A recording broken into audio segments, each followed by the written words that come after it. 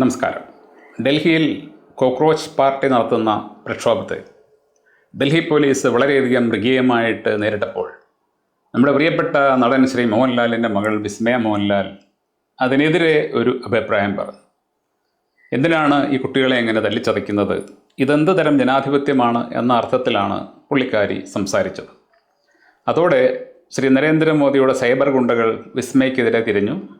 പുള്ളിക്കാരിയെ അവർ തലങ്ങം വിലങ്ങം അധിക്ഷേപിക്കുകയാണ്. തുടർന്ന് നമ്മുടെ പ്രിയപ്പെട്ട സംവിധായകൻ ശ്രീ മേജർ രവി രംഗത്ത് വരികയും അദ്ദേഹം ചില കാര്യങ്ങൾ പറയുകയും ചെയ്തു. അപ്പോൾ അദ്ദേഹം പറഞ്ഞ ചില കാര്യങ്ങൾക്കുള്ള ഒരു മറുപടിയാണ് വീഡിയോ. അതിനു മുമ്പ് വിസ്മയ മോഹൻലാലിന് എൻ്റെ ഹൃദയം നിറഞ്ഞ അഭിനന്ദനം. ആ കുട്ടി സ്വന്തം കണ്ണുകൊണ്ട് കണ്ട ഒരു മൃഗീയതയ്ക്കെതിരെ ചെറുതായിട്ടെങ്കിലും ഒന്ന് പ്രതികരിച്ചു. ശ്രീ മോഹൻലാലോ പ്രണവോ ചെയ്യാത്ത ഒരു കാര്യമാണ്.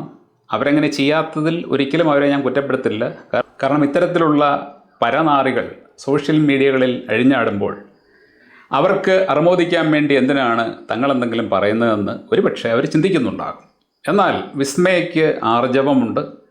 അനീതി കണ്ടു കഴിഞ്ഞാൽ അത് പറയാനുള്ള മനസ്സുണ്ട്. അതിനെ അഭിനന്ദിച്ച് മതിയാകും. ശ്രീമാൻ മേജർ രവി ഇതുമായിട്ട് ബന്ധപ്പെട്ട് പറഞ്ഞത്, മോഹൻലാലിൻ്റെ കുടുംബവും അദ്ദേഹവുമായിട്ട് നല്ല ബന്ധമുണ്ട്. വിസ്മയ അദ്ദേഹത്തിന് കുഞ്ഞുനാൾ മുതൽ അറിയാം. ആ കുട്ടിക്ക് രാഷ്ട്രീയമൊന്നും അറിയില്ല, അതുകൊണ്ട് ആ കുട്ടിയെ നിങ്ങൾ അധിക്ഷേപിക്കേണ്ട കാര്യമില്ല എന്നാണ് അദ്ദേഹം പറഞ്ഞത്.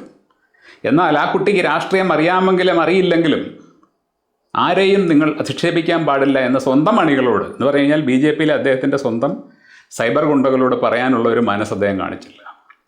അദ്ദേഹം മോഹൻലാലിൻ്റെ മകളാണ് വിസ്മയ എന്നതിൻ്റെ പേരിൽ വിസ്മയെക്കുറിച്ച് ഒന്ന് രണ്ട് നല്ല കാര്യങ്ങൾ പറഞ്ഞ് ആ കുട്ടിക്ക് രാഷ്ട്രീയമൊന്നും അറിയാത്തത് കൊണ്ട് അങ്ങനെ പറഞ്ഞു പോയതാണ് എന്ന് പറയുകയും, എന്നാൽ സൈബർ ഇടങ്ങളിൽ വന്ന് തങ്ങൾക്ക് ഇഷ്ടമില്ലാത്ത കാര്യങ്ങൾ പറയുന്ന ആൾക്കാരെ തെറി വിളിക്കുന്ന ഏതൊരുത്തിനോടും അത് നല്ല സംസ്കാരമല്ല എന്ന് പറയാൻ എന്തുകൊണ്ട് മേജർ രവിക്ക് കഴിഞ്ഞില്ല?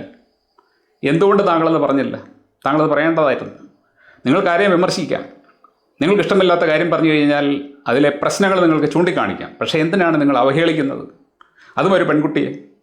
അപ്പോൾ താങ്കളുടെ പാർട്ടിയിൽ പ്രവർത്തിക്കുന്ന പ്രവർത്തകരുടെ നിലവാരം എങ്ങനെയുണ്ട് എന്നുള്ളത് താങ്കൾക്കൊരു പക്ഷേ മനസ്സിലായി കാണുമെന്ന് വിശ്വസിക്കുന്നു. പക്ഷേ അത് അംഗീകരിക്കാനോ അത് തിരുത്തണമെന്ന് അവരോട് പറയാനോ താങ്കളെ കൊണ്ട് കഴിയുന്നില്ല. ഇനി മേജർ രവി പറഞ്ഞ കാര്യങ്ങളിൽ ഒന്നാമത്തേത് വിസ്മയയ്ക്ക് രാഷ്ട്രീയ അവബോധമില്ല എന്നതാണ്. എനിക്ക് വിസ്മയെ നേരിട്ടറിഞ്ഞുകൂടാ. അദ്ദേഹം പറയുന്നത് വിസ്മയ പഠിച്ചതും വളർന്നതുമെല്ലാം വിയറ്റ്നാമിലായിരുന്നു, അതുകൊണ്ട് രാഷ്ട്രീയമൊന്നും അറിയില്ല ആ കുട്ടിക്ക് എന്നാണ്. പക്ഷെ ഞാൻ വിസ്മയെക്കുറിച്ച് നെറ്റിൽ തപ്പിയപ്പോൾ ഞാൻ മനസ്സിലാക്കിയത് വിസ്മയ പഠിച്ചത് ഊട്ടിയിലാണെന്നാണ്. സ്കൂൾ വിദ്യാഭ്യാസം ഊട്ടിയിലെ ഹെബ്രോൺ സ്കൂളിലായിരുന്നു. പിന്നീട് കേരള യൂണിവേഴ്സിറ്റിയിൽ നിന്നും ഡിഗ്രി എടുത്തു എന്ന് പറയുന്നു. തുടർന്ന് ചില ഗവേഷണങ്ങൾക്കും പഠനങ്ങൾക്കും ഒക്കെയായിട്ട് അമേരിക്കയിലും ലണ്ടനിലും പ്രാഗിലും തായ്ലാൻഡിലും ഒക്കെ പോയതായിട്ട് പറയുന്നു. പക്ഷേ ഒരിടത്ത് പോലും വിസ്മയ വിയറ്റ്നാമിൽ പോയതായിട്ട് ഞാൻ വായിച്ചില്ല. ഇനി അഥവാ പോയിട്ടുണ്ടെങ്കിൽ തന്നെ വിസ്മയ കുറച്ച് വർഷം വിയറ്റ്നാമിൽ പോയിട്ടുണ്ടെങ്കിൽ തന്നെ അവിടെ ജീവിക്കുന്ന ആൾക്കാർക്ക് ഈ ലോകത്ത് നടക്കുന്ന കാര്യങ്ങളൊന്നും അറിയാൻ പറ്റില്ലേ? അതും വിസ്മയെപ്പോലെയുള്ളൊരു പെൺകുട്ടിക്ക്. മോഹൻലാലിൻ്റെ മകൾ, അദ്ദേഹം ലോകമെങ്ങും സഞ്ചരിച്ചിട്ടുള്ള ആളാണ്. അദ്ദേഹവുമായിട്ട് വിസ്മയ തീർച്ചയായിട്ടും സംസാരിക്കുമ്പോൾ പല കാര്യങ്ങളും അച്ഛനിൽ നിന്ന് തന്നെ അവൾക്ക് മനസ്സിലാക്കാൻ പറ്റും. അച്ഛൻ്റെ സിനിമ കണ്ടാൽ തന്നെ നമ്മുടെ നാട്ടിലെ രാഷ്ട്രീയം മനസ്സിലാക്കാൻ പറ്റും. അങ്ങനെ പല വഴികളിലൂടെ ആ കുട്ടിക്ക് രാഷ്ട്രീയം മനസ്സിലാക്കാൻ പറ്റും. അപ്പോൾ അങ്ങനെയുള്ളൊരു കുട്ടിക്ക് രാഷ്ട്രീയം അറിയില്ല എന്ന് രവി പറഞ്ഞതിൻ്റെ പിന്നിലെ പൊരുൾ എന്താണെന്ന് എനിക്ക് അറിഞ്ഞുകൂടാ. ഇനി ആ കുട്ടിക്ക് രാഷ്ട്രീയം അറിയില്ലെങ്കിൽ പോലും കുഴപ്പമൊന്നുമില്ല, രാഷ്ട്രീയം അറിയണ്ട. ആ കുട്ടിക്ക് ജനാധിപത്യം എന്താണെന്നറിയാം. ആ കുട്ടി ചോദിച്ചത് ഇതാണോ ജനാധിപത്യം എന്നാണ്. ഇത് ജനാധിപത്യമല്ല. ജനാധിപത്യ രാജ്യത്ത് ജനങ്ങളാണ് രാജാക്കന്മാർ. അവിടെ ജനങ്ങൾ അവരുടെ ആവശ്യം ഒരു ഗവൺമെൻറ്റിന് മുമ്പിൽ വെക്കുമ്പോൾ ആ ഗവൺമെൻറ് അത് സംയമനത്തോടെ കേട്ട് അവർ പറയുന്ന കാര്യങ്ങൾക്ക് മറുപടി നൽകണം, അവരെ വിശ്വാസത്തിലെടുക്കണം, അവരുടെ പ്രശ്നം പരിഹരിക്കണം. പകരം പോലീസുകാരെ വിട്ട് അവരെ തല്ലിക്കുക. പോലീസുകാർ മാത്രമല്ല, RSSൻ്റെ ഗുണ്ടകളും അക്കൂട്ടത്തിൽ ഉണ്ടായിരുന്നു എന്നതിൻ്റെ തെളിവുകൾ ഇപ്പോൾ പുറത്തു വരുന്നുണ്ട്. അപ്പോൾ അത്തരത്തിൽ ആ കുട്ടികളെ കൈകാര്യം ചെയ്തപ്പോൾ വിസ്മയ പറഞ്ഞത് പുള്ളിക്കാർ നേരിട്ട് കണ്ട ഒരു കാര്യമാണ്. അക്കാര്യത്തിൽ യാതൊരു അപാകതയുമില്ല. അപ്പോൾ ആ കുട്ടിയെ അധിക്ഷേപിച്ചവരാണ് യഥാർത്ഥത്തിൽ പ്രതികൾ. അവരെ ന്യായീകരിക്കാനാണ് ശ്രീമാൻ രവി ശ്രമിച്ചത്. എന്നിട്ട് രവി പറഞ്ഞത് ഈ പറയുന്ന പേപ്പർ ലീക്കുകളും മറ്റുമൊക്കെ മോദി ഭരിക്കുന്ന സമയത്തല്ല, അതിന് മുമ്പും ഇതൊക്കെ ഉണ്ടായിട്ടുണ്ട്. അവിടെ സമരം ചെയ്യുന്ന പല ആൾക്കാർക്ക് നീറ്റ് എന്നാൽ എന്താണെന്ന് പോലും അറിയില്ല. മേജർ രവിക്ക് അറിയാം നീറ്റ് എന്താണെന്ന്. നീറ്റ് എന്ന് പറയുന്ന പരീക്ഷ ഇന്ത്യയിൽ തുടങ്ങുന്നത് തന്നെ മോദി ഭരണം തുടങ്ങിയ ശേഷമാണ്. 2016 ആദ്യത്തെ നീറ്റ് പരീക്ഷ നടക്കുന്നത്. അതിനു മുമ്പ് ആൾ ഇന്ത്യ പ്രീ മെഡിക്കൽ ടെസ്റ്റ് എന്ന പേരിലാണ് അതറിയപ്പെട്ടിരുന്നത്. അത് നടത്തിയിരുന്നത് CBSE ആണ്. എന്നാൽ ശ്രീ നരേന്ദ്രമോദി വന്ന ശേഷം 2019 നാഷണൽ ടെസ്റ്റിംഗ് ഏജൻസി എന്ന് പറയുന്ന ഒരു സ്ഥാപനമുണ്ടാക്കി ഈ ടെസ്റ്റ് അതിൻ്റെ അടിയിൽ കൊണ്ടുവന്നു. 2015-ലും 16-ലും 21-ലും 24-ലും 26-ലും നീറ്റ് പരീക്ഷ ചോദ്യപേപ്പറുകൾ ചോരുകയുണ്ടായി. അതായത് 2014-ലും 15-ലും ആൾ ഇന്ത്യ പ്രീ മെഡിക്കൽ ടെസ്റ്റ് എന്ന പേരിൽ നടത്തിയ സമയത്ത് പേപ്പർ ചോർന്നിരുന്നു. പിന്നീട് നീറ്റ് പരീക്ഷ എന്ന പേരിൽ മാറ്റിയ ശേഷം 2021-ലും 24-ലും 26-ലും ചോദ്യപേപ്പർ ചോർന്നു. അപ്പോൾ ഈ 5 തവണയും പേപ്പർ ചോർന്നിരിക്കുന്നത് നരേന്ദ്രമോദിയുടെ ഭരണസമയത്ത് തന്നെയാണ്. അത് അദ്ദേഹത്തിൻ്റെ പിടിപ്പുകേടാണോ അല്ലയോ എന്നുള്ളത് ശ്രീ രവി ചിന്തിക്കുക. എന്നാൽ പണ്ടും ഇത്തരത്തിലുള്ള ചോർച്ച നടന്നിട്ടുണ്ട് എന്ന് അദ്ദേഹം പറയുമ്പോൾ പണ്ട് നടന്ന പ്രശ്നങ്ങളൊക്കെ പരിഹരിക്കാനല്ലേ നരേന്ദ്രമോദി വന്നത്? അതോ അവർ ചെയ്തതുപോലെയൊക്കെ തന്നെ തുടരാനാണോ? പുതിയ ഇന്ത്യ, പുതിയ ഭാരതം, വികസിത ഭാരതം എന്നൊക്കെ പറയുമ്പോൾ പഴയ പ്രശ്നങ്ങൾ അതുപോലെയൊക്കെ തന്നെ പൊയ്ക്കൊണ്ടിരിക്കുമെന്നാണെങ്കിൽ പിന്നെ എന്തിനാണ് അങ്ങനെയുള്ള അവകാശവാദങ്ങൾ? സത്യം പറഞ്ഞു കഴിഞ്ഞാൽ പണ്ട് നടക്കാത്ത കാര്യങ്ങളാണ് പിന്നീട് നടന്നത്. കോൺഗ്രസ് സർക്കാർ ഭരിക്കുമ്പോൾ ഇത്തരത്തിലുള്ള പ്രശ്നങ്ങൾ ഉണ്ടായിട്ടില്ല. ഇനി അഥവാ അന്നത്തെ കാലത്തൊക്കെ ചോദ്യപേപ്പർ ചോർച്ച ഉണ്ടായിട്ടുണ്ടെങ്കിൽ തന്നെ അത് കുട്ടികളെ സാരമായിട്ട് ബാധിച്ചിരുന്നില്ല. ഇപ്പോഴെന്ന് പറഞ്ഞാൽ നമുക്കറിയാം, നീറ്റ് പരീക്ഷ എന്ന് പറയുന്നതിന് വളരെ വലിയ സമ്മർദ്ദമുണ്ട്. കുറേ അച്ഛനമ്മമാർക്ക് മക്കളെ ഡോക്ടറാക്കണം.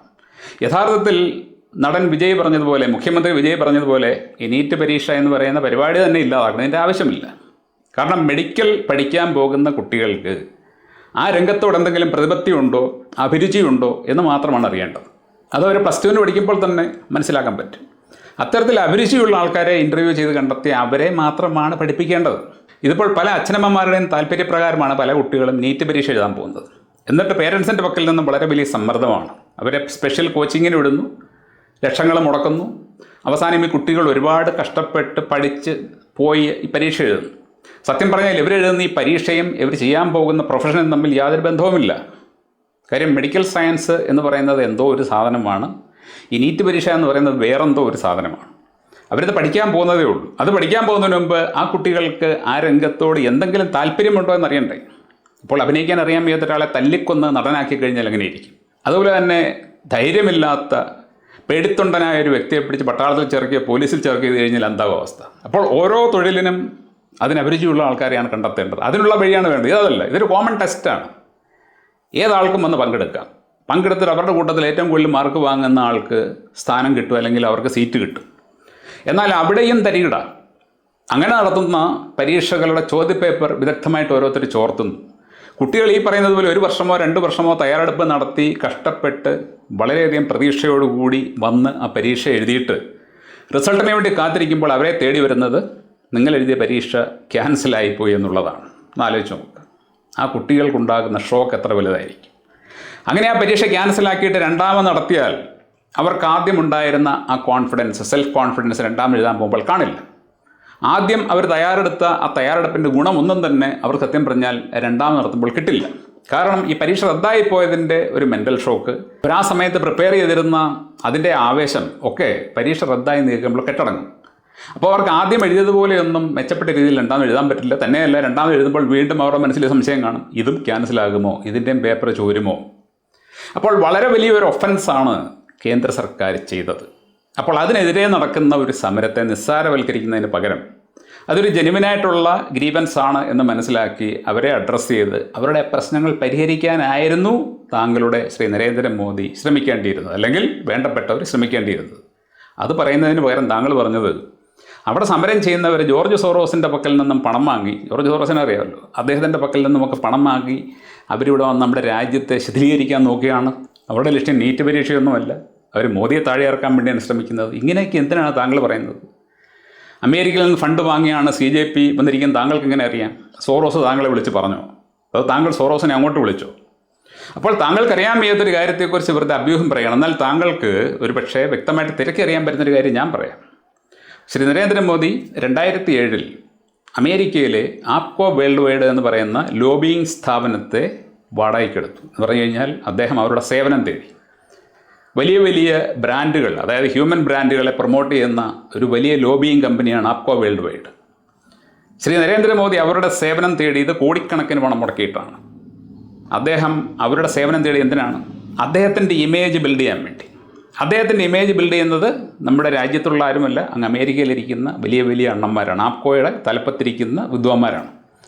അപ്പോൾ അവരുടെ സേവനം തേടി നമ്മുടെ രാജ്യത്ത് സ്വന്തം ബ്രാൻഡ് ബിൽഡപ്പ് ചെയ്ത് പ്രധാനമന്ത്രിയായി മാറിയ ശ്രീ നരേന്ദ്രമോദി, അദ്ദേഹം യഥാർത്ഥത്തിൽ അമേരിക്കയുടെ സഹായം തേടിയല്ലേ പ്രധാനമന്ത്രിയായിട്ട് മാറിയത്? താങ്കൾ ആലോചിച്ച് നോക്കാം. ആപ്കോ വേൾഡ് വൈഡിൽ അദ്ദേഹം പോയിട്ടുണ്ടെങ്കിൽ, അവരുടെ സേവനം അദ്ദേഹം തേടിയിട്ടുണ്ടെങ്കിൽ, അമേരിക്കയുടെ സഹായത്തോടു കൂടിയാണ് ശ്രീ നരേന്ദ്രമോദി പ്രധാനമന്ത്രിയുമായതെന്ന് നമുക്കൊരു സംശയമില്ലാതെ പറയാൻ പറ്റും. അതുകൂടാതെ അദ്ദേഹത്തിൻ്റെ വിദേശ നയങ്ങളൊക്കെ താങ്കൾ കാണുന്നുണ്ട്. അദ്ദേഹം വന്ന ശേഷം എന്തുമാത്രം തവണ ഏതെല്ലാം രാജ്യങ്ങളിൽ പോയി എന്നുള്ളത്. അപ്പോൾ വിദേശ ബന്ധം കൂടുതലായിട്ടുള്ളത് ശ്രീ നരേന്ദ്രമോദിക്കും ബി ജെ പിക്കുമാണോ അതോ സി ജെ പിക്കാണോ എന്നൊക്കെ ഉള്ളത് താങ്കൾക്ക് വളരെ വ്യക്തമായിട്ടൊന്ന് തിരക്കി കഴിഞ്ഞാൽ മനസ്സിലാക്കാൻ പറ്റുന്ന കാര്യമാണ്. എന്തായാലും അതെല്ലാം അവിടെ കടന്നോട്ടെ. അപ്പോൾ എനിക്ക് പറയാനുള്ള ഇത്രയേ ഉള്ളൂ.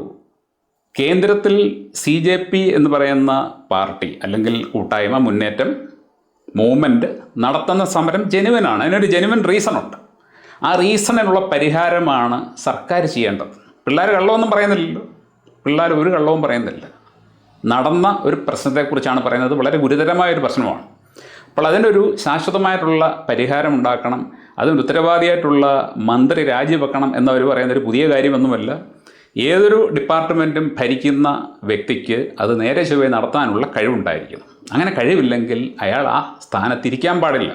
അപ്പോൾ അവരാവശ്യപ്പെടുന്നത് ജെനുവനായിട്ടുള്ള കാര്യമാണ്. അവർ രാജ്യദ്രോഹ കുറ്റമൊന്നും ചെയ്തവരല്ല, രാജ്യദ്രോഹം നടത്തുന്നവരല്ല. ഇപ്പോൾ ഇതിൻ്റെ ഒരു രാഷ്ട്രീയ മൂവ്മെൻറ്റിൻ്റെ രൂപമുണ്ടായത് താങ്കളെ ഭയപ്പെടുത്തുന്നുണ്ട്, ബി ജെ പി ഭയപ്പെടുത്തുന്നുണ്ട്. പക്ഷേ ഭയപ്പെട്ടിട്ട് യാതൊരു കാര്യവുമില്ല. സംഭവിക്കാനുള്ളത് സംഭവിച്ചു തന്നെ തീരും. വിസ്മയയ്ക്ക് ഒരു വട്ടം കൂടി അഭിനന്ദനങ്ങൾ. താങ്കൾ തുടരണം. ബി ജെ പിക്കെതിരെ മാത്രമല്ല, അനീതി ആര് കാണിച്ചാലും അതിനെതിരെ പ്രതികരിക്കണം. പേടിക്കേണ്ട കാര്യമില്ല. സൈബർ ഇടങ്ങളിൽ വന്ന് തെറി പറയുന്നവന്മാർക്ക് ഒരു വിലയും കൊടുക്കേണ്ട കാര്യമില്ല. അവന്മാർ വിചാരിച്ചു കഴിഞ്ഞാൽ ആരുടെയും നാവടപ്പിക്കാൻ പറ്റില്ല എന്നുള്ളത് അവർ തിരിച്ചറിയണം. Thank you.